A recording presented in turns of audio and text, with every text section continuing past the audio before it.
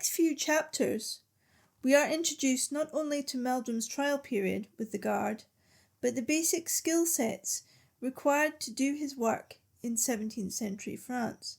We also discover a little more about the men he will work with. However, in this chapter, we will discover the reason why, even when things get tough, Meldrum continues to stay in France. However, despite only meeting the men briefly, Meldrum already realizes that, and I quote, that the men of La Garde Écossaise were no ordinary men, and certainly not merely a royal guard that stood around the palace. There was something far deeper, darker, and mysterious about their very existence. Meldrum is summoned to the Palace of Saint-Germain at night and must use a verbal secret code to enter the palace. Once in Hamilton's office, Hamilton requires Meldrum to swear an oath to protect the King of France. Such was the gravity of this oath that Meldrum must sign a written version using his own blood as ink. Meldrum's first test whilst on trial was a 48-hour reconnaissance exercise at Pavilion Sully in Le Pec. Meldrum states it was a test of boredom rather than one of action. However, his fellow soldier on this exercise was to be Alex Murray.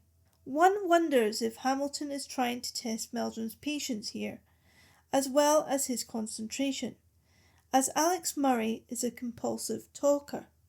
As it turns out, Murray isn't much of an observer either.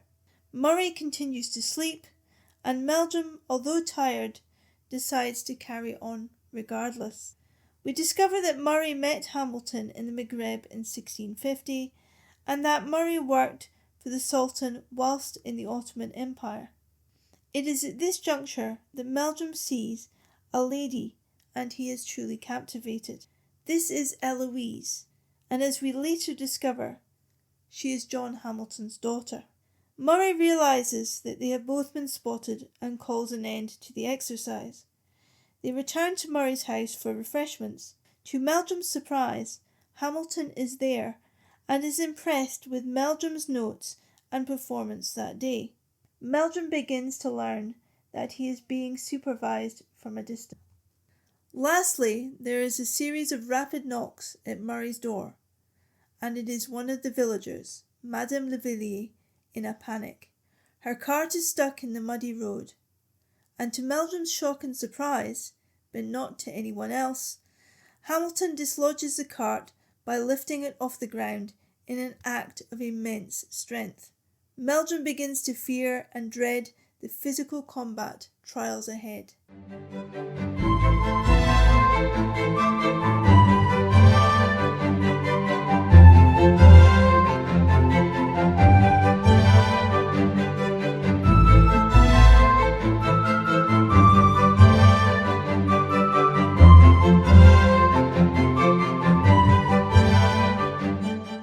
This podcast is the copyright of History Gateway Limited, UK.